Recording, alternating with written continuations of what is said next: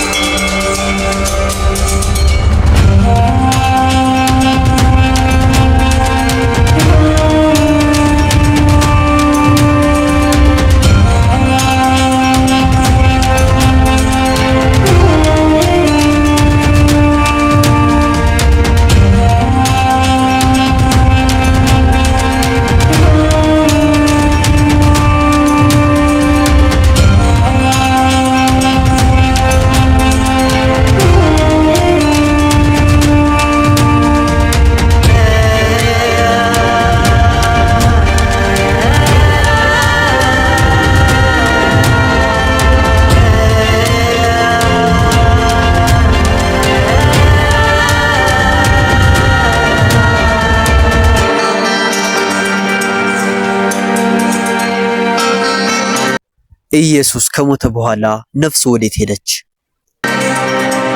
ኢየሱስ ተፈጸመ የሚለውን ቃል ከተናገረ በኋላ ሰውነቱ በመቃብር ውስጥ ለ3 ቀናት የቆየ ቢሆንም መንፈሱ ግን አልተኛም።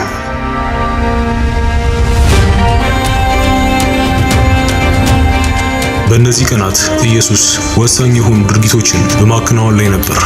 ምን ሲያከናውን ነበር የሚለው ጥያቄ ግን ለብዙ የሃይማኖት ሊቃውንት የመከራከሪያ ነጥብ ሆኖ ይታያል። ኢየሱስ ወደ ሲኦል ወርዶ ከእርሱ ሞት በፊት ያለፉትንና የወደቁትን መላእክት አናግሯልን? በዚያ የሚገኙትንስ ነፃ ልኳቸዋል? በዚህ ቪዲዮ በብዙዎች ዘንድ ግርታ ለፈጠረው ጥያቄ መልስ ሊሆን ይችላል ብዬ ያሰብኩትን ይዤላችሁ መጥቻለሁ። ለዚህ ቻናል መቀጠል ትልቅ ድጋፍ ስለሚሆን ላይክ፣ ሰብስክራይብ እና ሼር ማድረጉን ያስታውሱ። መልካም ቆይታ።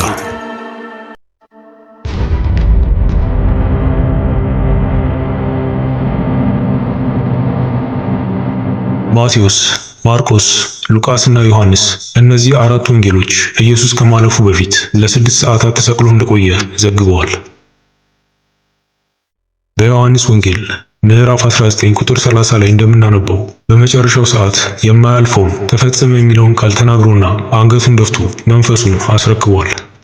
ከተከታዮቹ መሃል አንዱ በሆነው በኒቆዲሞስ እርዳታና በአርማትያሱ ዮሴፍ ለቀብር ስነ ስርዓት ሰውነቱ በጨርቅ ከመገነዙ በፊት በመስቀል ላይ ቆየው ለትንሽ ጊዜ ነበር። ከዮርዳኖስ እንደወጣ አዳም በገነት በምቹ ቦታ ሆኖ በሰይጣን ፈተና ተሸንፎ ወድቆ የነበረውን ኢየሱስ አዳምን በመተካት የአዳምን ፈተና በምድረ በዳ በጫካ በበረሃና በጥም ልክ እንደ አዳም ሰው ሆኖ በሰይጣን ተፈተነ። ድልም አደረገ፣ አዳምንም ነፃ አደረገው። ከመሞቱ በፊትም የወንጀለኛውን የነፍሰ ገዳዩን የበርባንን ቅጣት ለራሱ በማድረግ ገና ሳይሞት በርባንን ነፃ አወጣው። ከ3 ቀናት በኋላ ስጋውና መንፈሱ ዳግም ተገናኝተው ከሙታን ተለይቶ ተነሳ። ከትንሣኤውም በኋላ ራሱን ከመቅደላዊት ማርያም ጀምሮ ለደቀ መዛሙርቱ አሳየ። ከዚያም በፊታቸው ወደ ገነት አረገ። ሆኖም በሞቱና በትንሣኤው መሃል ባሉት 3 ቀናት ውስጥ የሆነው ነገር በብዙዎች ዘንድ የመነጋገሪያ ነጥብ ነው።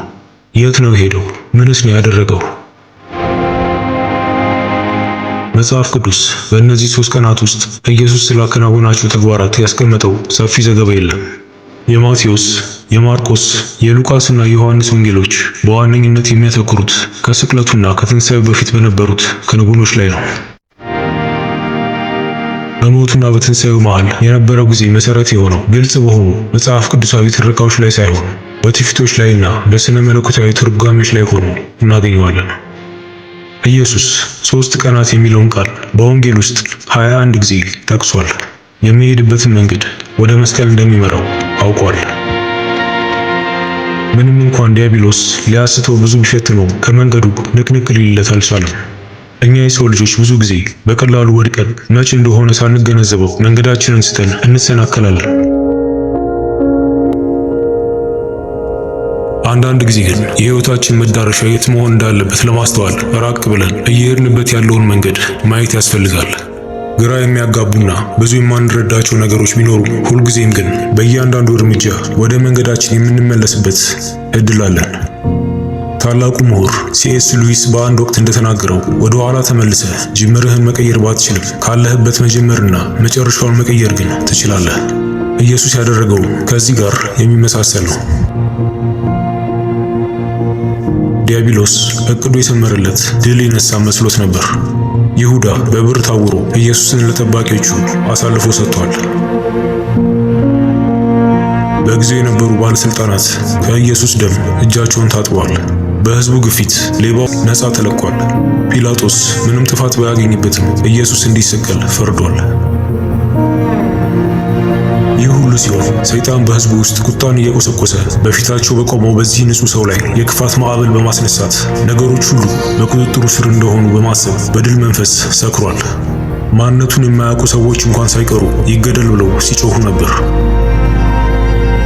ዲያብሎስና አጋፋሪ አጋንንቶቹ የፈጣሪ አንድያ ልጅ በዚች ጊዜያዊ ምድር ላይ በመሞቱ እግዚአብሔርን የረቱ መስሏቸው በእርካታ እንደተሞሉ ጥርጥር የለውም። በዚህ ጊዜ ሁሉ እግዚአብሔርና ልጁ ኢየሱስ ግን እየሆነ ያለውን በውስጣቸው ያውቁት ነበር። ተልእኮ ምን እንደሆነም ግንዛቤው ነበራቸው። ኢየሱስ በመንገዱ የተጣለውን እንቅፋት ሁሉ በትዕግስት በትህትናና በርኅራኄ አሳልፏል። ስለ ኃጢአታችን በመስቀሉ ላይ ተሰቅሎ እንኳን የሚያደርጉትን አያውቁምና ይቅር በላቸው በማለት በስቃይ ውስጥ ሆኖ አባቱ ምሕረት እንዲያደርግልን በመለመን ላይ ነበር። ራሱን ከመስቀሉ ላይ ወርዶ ስቃዩን እንደ ትርኢት በማየት የሚዝናኑትን ጋኔኖች ሁሉ ሊያራግፋቸውና ሊያርበደብዳቸው ይችል ነበር። ሆኖም አላደረገውም። በተደበደበውና በሚደማው ሰውነቱ ያለፈውን የወቅቱንና የወደፊቱን ኃጢአት ተቋቁሞ ይዟቸው ወደ ወዲያኛው ዓለም ተሻግሯል። ክርስቶስ በሞተበት ቅጽበት መለኮቱ ከሱ አልተለየም። ክርስቶስ ሲሞት ስጋና ነፍሱ ተለያዩ እንጂ መለኮት ከስጋው ጋር በመቃብር ነበረ። መለኮት ነፍሱ ወደ ሲኦል በወረደ ጊዜ አብሮት በዚያ ነበረ። አልዓዛርን በስልጣኑ ከመቃብር ና ውጣ ብሎ ያስነሳ ጌታ በስልጣኑ ስጋውን አስነሳ። በዮሐንስ ወንጌል ምዕራፍ 2 ቁጥር 19 እና በዮሐንስ ወንጌል ምዕራፍ 10 ቁጥር 17 ላይ ነፍሴን ላኖራትም ላነሳትም ስልጣን አለኝ፣ በእኔ ነፍስ ማንም አዛዥ የለምና ከ3 ቀን በኋላ አስነሳታለሁ እንዳለ መቃብር ሳይከፍት ተነሳ። ኢየሱስ ለእኛ በነበረው ፍቅር ይህን አድርጓል። አሁን እንኳን ይህንን እየሰማችሁ ባላችሁበት ቅጽበት በሕይወታችሁ ውስጥ ምን እየሆነ እንዳለ ያውቃል። ስጋ ለብሶና ሰው ሆኖ በፈራሽ ሰውነት በአድካሚ መንገድ መሄድ ምን እንደሚመስል አይቶታል። ስለዚህም በመንገዳችን ላይ ያለውን ትግል በደንብ ያውቀዋል። በኢሳይያስ ምዕራፍ 40 ከቁጥር 30 እስከ 31 የሰፈረውን ቃል ልብ እንበል። ብላቴናዎች ይደክማሉ ይታክቱማል፣ ጎበዛዝቱም ፈጽሞ ይወድቃሉ። እግዚአብሔርን በመተማመን የሚጠባበቁ ግን ኃይላቸውን ያድሳሉ፣ እንደ ንስር በክንፍ ይወጣሉ፣ ይሮጣሉ አይታክቱም፣ ይሄዳሉ አይደክሙም። በዚያ ቀን ኢየሱስ በመስቀል ላይ ሳለ የእግዚአብሔርን ልጅ በማስገደል ሂደት ላይ ነበርና ሰይጣን ፍጻሜው ይህ ይሆናል፣ ድሉም በእጅ ገብቷል ብሎ ነበር። ሆኖም የኢየሱስ ሞት የመጀመሪያው እርምጃ ነበር። ኢየሱስ በጊዜ ወደ ኋላ ተመልሶ የሆነውን አልለወጠም። ሔዋን ከእውቀት ዛፍ ፍሬ እንዳትቀምስ አላገዳትም። ለእኛ ምሳሌ ይሆን ዘንድ እግዚአብሔር ያደረገው ግን ከተለየ አዲስ መንገድ ጀምሮ ፍጻሜውን መለወጥ ነበር። ተሳክቶልኛል ብሎ ቢያስብም ሰይጣን ኢየሱስን ከመንገድ አላሳተውም። በሰቀሉትም ጊዜ 3 ሰዓት ነበር። ማርቆስ ወንጌል ምዕራፍ 15 ቁጥር 25። ከ6 ሰዓት ጀምሮ እስከ 9 ሰዓት ምድር ሁሉ ላይ ጨለማ ሆነ። ማቴዎስ ወንጌል ምዕራፍ 27 ቁጥር 45። በእርግጠኝነት ይህ ጊዜ የአካባቢው ድባብ እጅግ አስጨናቂ ነበር።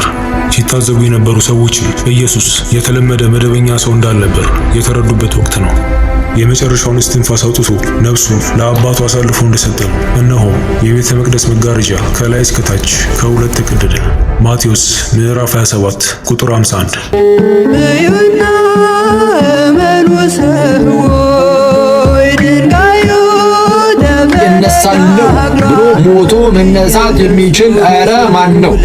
ማንም ሊያደርግ የማይችለው ነገር ሞቶ ተነሳ እና ኢየሱስ በኩለ ሌሊት ለኃይሉ ሞትን ድል ነስቷል። የመጋረጃው መቀደድ በእግዚአብሔርና በሰው መሃል ያለውን መለያየት ማብቃቱን ያመለክታል። ምክንያቱም በኢየሱስ በመስቀል ላይ መስዋዕት ወደ እግዚአብሔር የሚወስደው መንገድ ተከፍቷልና። ምድር ተናወጠች፣ አለቶችም ተሰነጠቁ። ይህ የመሬት መንቀጥቀጥ ኃያል ከመሆኑ የተነሳ አለቶች እንዲሰነጠቁና መቃብሮች እንዲከፈቱ ሆኗል። እነዚህ አስደናቂ ክንውኖች ከተከሰቱ በኋላ ኢየሱስንና ትምህርቱን ሲቃወሙ የነበሩ ሰዎች ይህ ተአምር ለሕዝቡ እንዳይነገር የሐዋርያቱን አፍ ለማዘጋት ሞክረዋል። ይህንንም በማቴዎስ ወንጌል ምዕራፍ 27 ከቁጥር 62 እስከ 66 በመጽሐፍ ቅዱስ እንዲህ ሲል አስቀምጦታል። በማግስቱ ከመዘጋጀት በኋላ በሚሆነው ቀን የካህናት አለቆችና ፈሪሳውያን ወደ ጲላጦስ ተሰብስበው ጌታ ሆይ ያ አሳች በሕይወቱ ገና ሳለ ከ3 ቀናት በኋላ እነሳለሁ እንዳለ ትዝ አለን። እንግዲህ ደቀ መዛሙርቱ መጥተው በሌሊት እንዳይሰርቁት ለሕዝቡም ከሙታን ተነሳ እንዳይሉ የኋለኛይቱ ስህተት ከፊተኛይቱ ይልቅ ከፍ ያለች ትሆናለችና መቃብሩ እስከ 3ኛ ቀን እንዲጠበቅ እዘዝ አሉት። ጲላጦስም ጠባቂዎች አሏችሁ፣ ሄዳችሁ እንዳወቃችሁ አስጠብቁት አላቸው። እነርሱም ሄደው ከጠባቂዎች ጋር ድንጋዩን አትመው መቃብሩን አስጠበቁ። መጽሐፍ ቅዱስ ኢየሱስ ከሞተ በኋላ ነፍሳትን ሁሉ እንዳዳነ እንዲህ በማለት ይመሰክራል። ወደ ሰማይ ከመውጣቱ በፊት ወደ ሲኦል ወርዶ በዲያብሎስ ተማርከው የነበሩትን ነፍሳት ነፃ እንዳወጣ በኤፌሶን ምዕራፍ 4 ቁጥር 8 ላይ ይናገራል። እግዚአብሔር ሕዝቡን ከሲኦል እጅ እንደሚያድን የገባውን ቃል በክርስቶስ ፈጽሟል። ትንቢተ ሆሴዕ ምዕራፍ 13 ቁጥር 14 ላይ ጌታ በስጋ በሞተ ጊዜ ነፍሱን ከስጋው ተለይታ ወደ ሲኦል በመሄድ በዚያ ተስፋ ሲጠባበቁ ለነበሩት ነፍሳት የምስራችም እንደሰበከላቸው በአንደኛ ጴጥሮስ ምዕራፍ 3 ቁጥር 18 ላይ ተጽፏል። የሳንሄድሪን ምክር ቤት አባል በሆነው በአርማትያሱ ዮሴፍ የኢየሱስ ሰውነት በመቃብር ውስጥ ተቀምጧል። ዮሴፍም ሰውነቱን ወስዶ በንጹህ በፍታ ከገነዘው በኋላ ከአለት ተቦርቡሮ ከተዘጋጀው አዲስ መቃብር ውስጥ ሰውነቱን አኖረው። አሁን እንግዲህ ከዚህ ድርጊት በኋላ ወደ ልዕለ ተፈጥሮ ዓለም የምንሸጋገርበት ወቅት ነው። ምክንያቱም ስጋዊ አካሉ በመቃብር ውስጥ የተኛ ቢሆንም ነፍሱ ግን በዚያ አልነበረም። ቅዱስ ጳውሎስም የእግዚአብሔር ልጅ ባለማወቅ እንደሰቀሉት ሲናገር አንደኛ ቆሮንቶስ ምዕራፍ 2 ቁጥር 7 ላይ አውቀውትስ ቢሆን የክብርን ጌታ ባልሰቀሉት ነበር ብሏል። መንፈሱ ከምድራዊ ዓለም ውጪ ነበር። በእነዚህ 3 ቀናት ውስጥ የኢየሱስ መንፈስ ወዴት እንደሄደ በነገረ መለኮት ምሁራን መካከል የተለያዩ አመለካከቶች ይገኛሉ። አንዳንዶች ለታሰሩት መናፍስትና ለወደቁት መላእክት አዋጁን ለማወጅ የኢየሱስ መንፈስ ወደ ሙታን ዓለም ወደ ሲኦል መውረዱን ያምናሉ። የዚህም እምነት መሰረት አንደኛ የጴጥሮስ መልእክት ከቁጥር 18 እስከ 22 የሚገኝ ሲሆን እንዲህ ሲል ይነበባል። ክርስቶስ ወደ እግዚአብሔር እንዲያቀርበን እርሱ ጻድቅ ሆኖ ሳለ በኃጢአት ምክንያት ሞቷልና በሥጋ ሞተ፣ በመንፈስ ግን ሕያው ሆነ። እርሱም ደግሞ ሄደ፣ በወህኒ ቤት ለነበሩት ነፍሳት ሰበከላቸው። ጥቂቶች ማለት 8 ነፍስ በውሃ የዳኑበት መርከብ ሲዘጋጅ የእግዚአብሔር ትዕግስት በኖህ ዘመን በቆየ ጊዜ ቀድሞ አልታዘዙም። ይህም ውሃ ደግሞ ማለት ጥምቀት ምሳሌ ሆኖ አሁን ያድነናል። የሰውነት ዕድፍ ማስወገድ ማለት አይደለም፣ ለእግዚአብሔር የበጎ ሕሊና ልመና ነው እንጂ።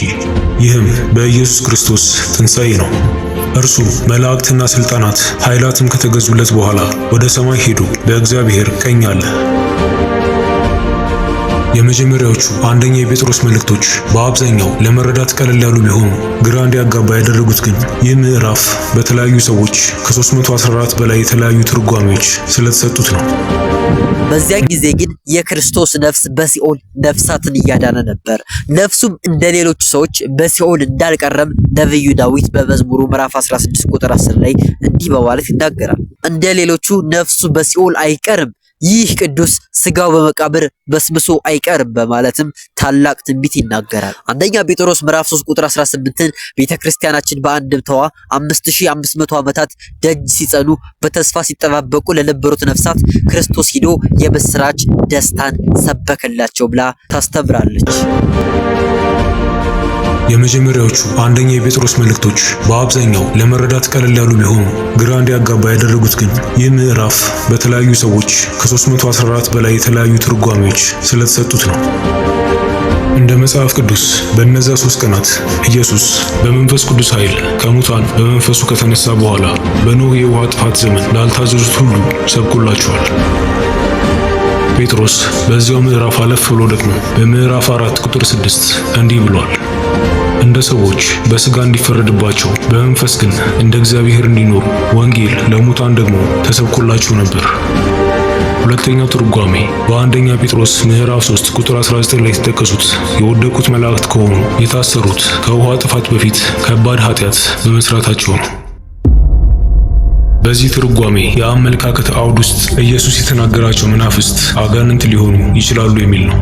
እንደዚህ ትርጓሜ እውነትም ኢየሱስ የተናገራቸው ወደ ጋኔንነት የተቀየሩትን የወደቁትን መላእክት ከሆነ መላእክት መዳን ስለማይችሉ ይዞላቸው የሄደው የምስራች ሊሆን አይችልም። ወደ ዕብራውያን ምዕራፍ 2 ቁጥር 16 ይላል፣ የአብርሃምን ዘር እጅ ይዟል እንጂ የያዘው የመላእክትን አይደለም። ስለዚህ እነዚህ የወደቁት መላእክት ከሆኑ ኢየሱስ የጎበኛቸው በሰይጣንና በሰራዊቱ ላይ ድል መቀዳጀቱን ለማወጅ ብቻ ነው የሚሆነው። ሌሎች ደግሞ ኢየሱስ ራሱ ዛሬ ከኔ ጋር በገነት ትሆናለህ ብሎ በመስቀል ላይ አብሮት ለነበረው ሌባ እንደተናገረው የኢየሱስ መንፈስ ከአብ ጋር ለመሆን ወደ ገነት እንደሄደ ያምናሉ። ይህ ትርጓሜ ግን ጥያቄ ያስነሳል።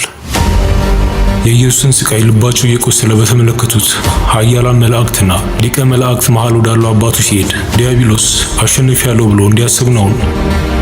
መንፈሱ የትም ይሂድ የት እነዚህ 3 ቀኖች ለሐዋርያቱ ለተከታዮቹና ለቤተሰቡ የስቃይ ቀናት ነበሩ። መሪያቸው ተገሎባቸዋል። የእነርሱም ሕይወት አደጋ ላይ ነው። እነዚህን ቀናት ያሳለፉት ከሕዝብ ዓይን በመደበቅ ነበር። ልባቸው እየተሰበረ ቢሆንም አንዳንዶቹ ኢየሱስን እንደማያውቁት ተናግረዋል። ትንቢተ ሆሴዕ ምዕራፍ 6 ከቁጥር 1 እስከ 2 ይላል፣ እርሱ ሰብሮናል፣ እርሱም ይፈውሰናል፣ እርሱ መጥቶናል፣ እርሱም ይጠግነናል። ከ2 ቀን በኋላ ያድነናል፣ በሦስተኛውም ቀን ያስነሳናል፣ በፊቱም በሕይወት እንኖራለን። እንደተናገረው የ3 ቀን ዑደት የሆኑትን ኃጢአት፣ ቤዛና ትንሣኤ በማጠናቀቅ ኢየሱስ በሦስተኛው ቀን ይነሳል። ከተሰቀለና ከተቀበረ ከ3 ቀናት በኋላ ከመቃብር ወጥቷል። እሁድ በማለዳ መግደላዊት ማርያም ከሌላ አንድ ሴት ጋር ሆነው የኢየሱስን ሰውነት ቅመማ ቅመም ለመቀባት ወደ መቃብር ተጓዙ። ክርስቶስ ከ3 ቀን በኋላ እነሳለሁ ያለውን ስላላስተዋሉ ቅዱሳን መላእክት ድንጋዩ በመክፈት ሕያውን ከሙታን መካከል አትፈልጉ በማለት ክርስቶስ በራሱ ስልጣን እንደተነሳ አሳስበዋል። ከቦታው ሲደርሱ ከመቃብሩ ደጃፍ ፊት ለፊት የነበረው ድንጋይ ወደ ጎን ተንከባሎ አገኙት። በድንጋጤ ሮጠው በገቡ ወቅትም የኢየሱስ ሰውነት በቦታው እንደሌለ ተመለከቱ። ከፊታቸው የሚያበራ አንጸባራቂ ልብስ የለበሱ 2 መላእክት ተገልጠው ኢየሱስ ከሞት መነሳቱን አበሰሯቸው። ሴቶቹ ፈርተውና ግራ ተጋብተው ነበር። ሆኖም ኢየሱስ ከመሞቱ በፊት እንደሚሰቀልና በሦስተኛውም ቀን እንደሚነሳ የነገራቸውን አስታወሷቸው። እነዚህ መላእክት የመቃብሩን የድንጋይ በር አንከባለው ጌታ ለተጨማሪ 40 ቀናት በምድር ላይ እንዲቆይ ከማድረጋቸው በፊት 3ቱን ቀናት አብረውት እዚያው ከሰውነቱ ጋር ሲያሳልፉ የነበረ ይሆን? ሐሳባችሁን በኮመንት ላይ አስቀምጡልኝ። መግደላዊት ማርያም የሆነውን ነገር ለደቀ መዛሙርቱ ለመናገር ሮጣ ከቦታው ሄደች። እነርሱም ሊያምኗት ከበዳቸው። ኢየሱስ ስልጣን ላይ እንዳሉት ሌሎች ኃያላን ካለበት ቦታ አላስጠራቸውም። ምሳ ለማድረግ ሁሉም በተሰበሰቡበት ሊያገኛቸው ራሱ ሄደ። ይህም ክንውን በሉቃስ ወንጌል ምዕራፍ 24 ከቁጥር 36 እስከ 49 በዚህ መልኩ ተጽፎ እናገኘዋለን። ክርስቶስ በተዘጋ በድንግል ማኅፀን ሳይከፍት ገባ ወጣ፣ በተዘጋ በዝግ መቃብር ሳይከፍት ወጣ፣ በሐዋርያት ቤትም በር ሳይከፍት በመካከላቸው ገብቶ ተገኘ። ይህንም ሲነጋገሩ ኢየሱስ ራሱ ከመካከላቸው ቆሞ ሰላም ለእናንተ ይሁን አላቸው። ነገር ግን ደነገጡና ፈሩ፣ መንፈስም ያዩ መሰላቸው። እርሱም ስለምን ትደነግጣላችሁ? ምንስ ሐሳብ በልባችሁ ይነሳል? እኔ ራሴ እንደሆንኩ እጆቼና እግሮቼን እዩ። በእኔ እንደምታዩት መንፈስ ሥጋና አጥንት የለውምና እኔ እንዳሳችሁ እዩ አላቸው። ይህንንም ብሎ እጆቹንና እግሮቹን አሳያቸው። እነርሱም ከደስታ የተነሳ ገና ስላላመኑ ሲደነቁ ሳሉ በዚህ አንዳች የሚበላ አላችሁ አላቸው። እነርሱም ከተጠበሰ ዓሣ 1 ቁራጭ ከማር ወለላም ሰጡት። ተቀብሎም በፊታቸው በላ። ይህም የሆነው ክርስቶስ ገና ሳይሰቀል በአባቴ መንግሥት ስነሳ ከእናንተ ጋር እጠጣለሁ ብሎ የተናገረው ይፈጸም ዘንድ እናም ሥጋውን ይዞት መነሳቱን ለማሳየት ነው። ከእናንተ ጋር ሳለሁ በሙሴ ሕግና በነቢያት በመዝሙራትም ስለ እኔ የተጻፈው ሁሉ ይፈጸም ዘንድ ይገባል ብዬ ነገርኳችሁ ቃሌ ይሄ ነው አላቸው። በዚያን ጊዜም መጻሕፍትን ያስተውሉ ዘንድ አእምሮአቸውም ከፈተላቸው። እንዲህም አላቸው፣ ክርስቶስ መከራን ይቀበላል፣ በሦስተኛውም ቀን ከሙታን ይነሳል፣ በስሙ ንስሐና ኃጢአት ስርየት ከኢየሩሳሌም ጀምሮ በአሕዛብ ሁሉ ይሰበካል ተብሎ እንዲሁ ተጽፏል።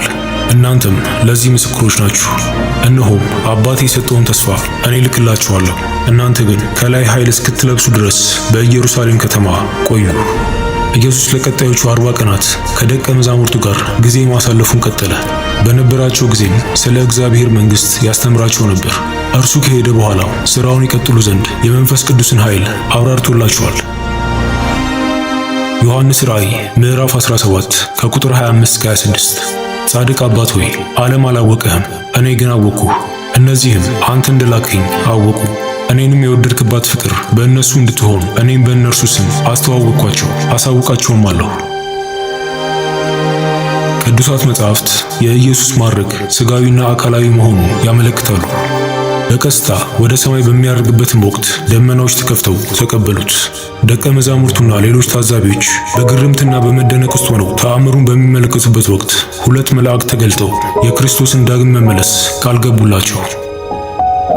የገሊላ ሰዎች ሆይ ወደ ሰማይ እየተመለከታችሁ ስለምን ቆማችኋል?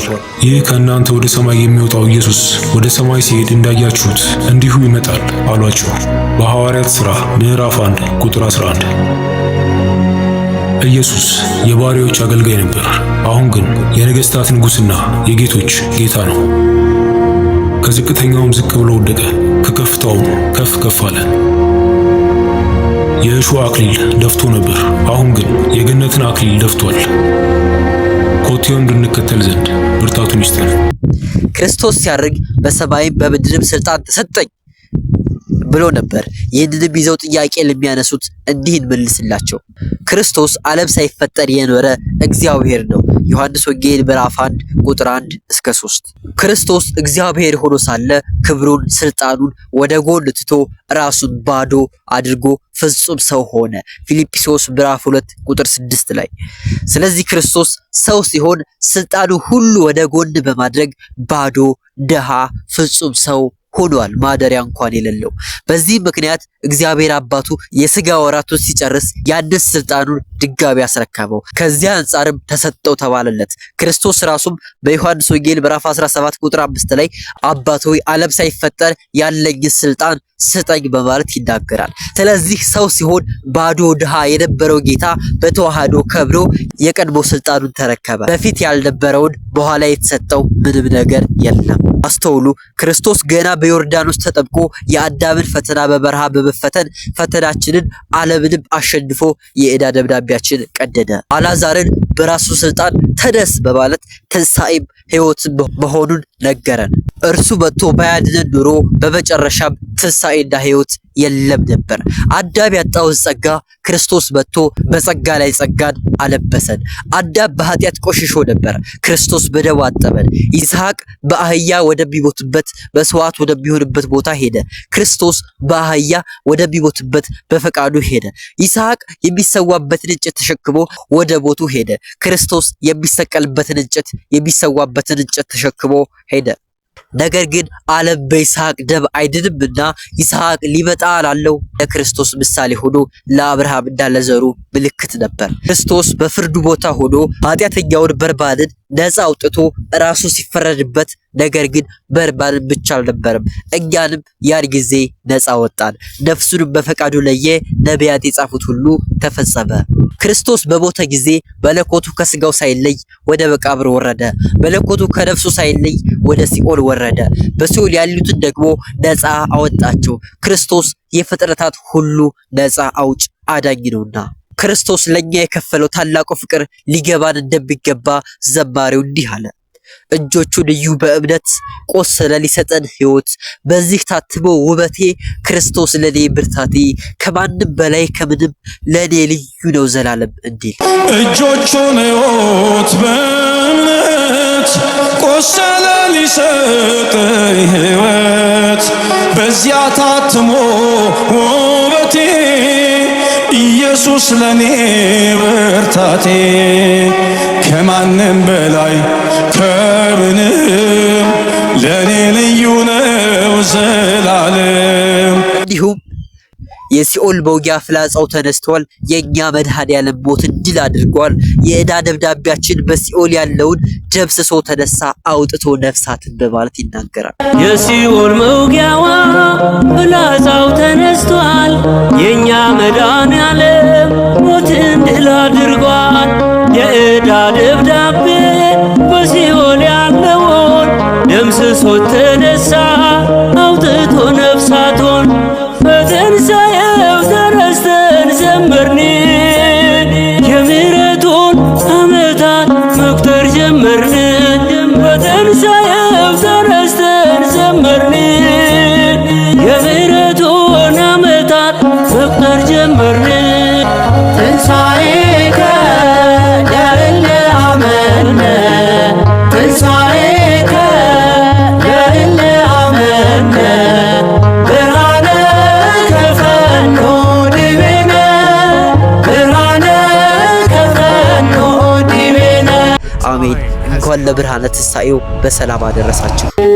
እዩና እመኑ ሰዎች ድንጋዩ እነሳለሁ ብሎ ሞቶ መነሳት የሚችል ኧረ ማን ነው? ማንም ሊያደርግ የማይችለውን ነገር ሞቶ ተነሳ እና ኢየሱስ በኩለ ሌሊት ለኃይሉ ሞትን ድል ነስቷል። እልልታ ለዚህ ይገባል፣ ግርግርታ ለዚህ ይገባል። የሞት ኃይል ተዋርዷል ዛሬ ሲኦልም ተመሰቃቅሏል። የሞት ኃይል ተዋርዷል ዛሬ ሲኦልም ተመሰቃቅሏል። ቅዳሜ ሌሊት ለእሑድ አጥቢያ ከዋክብት ሰማያትን እያደመቁ ናቸው። ጨረቃም ቂሟን ረስታ ያነባችውን እንባ አብሳ ፍንፊቷን ፍንትው አርገዋለች። ሳይታሰብ ኢየሩሳሌምን ከወደ ጎለጎታ አካባቢ አስደንጋጭ ድምፅ አናወጣት። ክርስቶስም በራሱ ኃይልና ሥልጣን በታላቅ ክብር ፈጥኖ ተነሳ። ክርስቶስ ተንሥአ እሙታን በአቢይ ኃይሎ ስልጣን አሰሮ ለሰይጣን አግዓዞ ለአዳም ሰላም ይእዜሰ ኮነ ፍስሐ ወሰላም።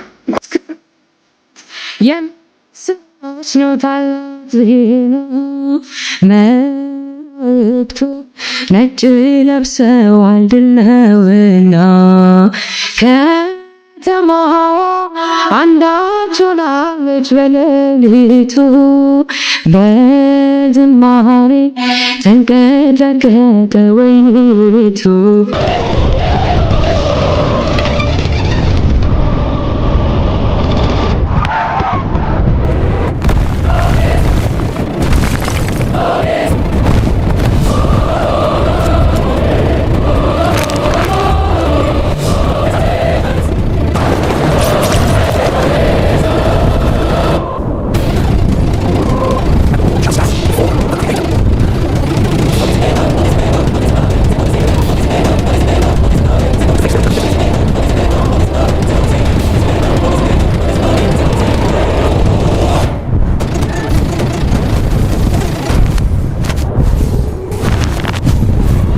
So